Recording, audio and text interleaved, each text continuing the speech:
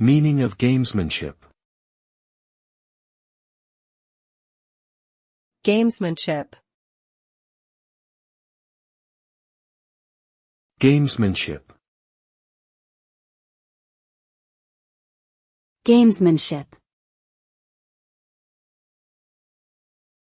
Gamesmanship.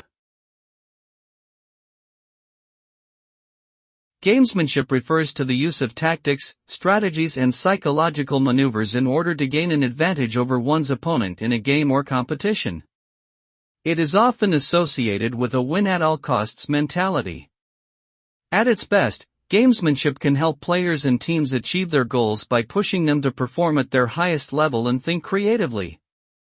However, it can also lead to unsportsmanlike behavior, such as cheating and intimidation, which undermines the integrity of the game and harms the spirit of fair play. Ultimately, the impact of gamesmanship depends on the intentions and actions of those involved. When used ethically and within the rules, gamesmanship can enhance the experience of competition. But when abused, it can have negative consequences for everyone involved, including the players, the spectators, and the game itself.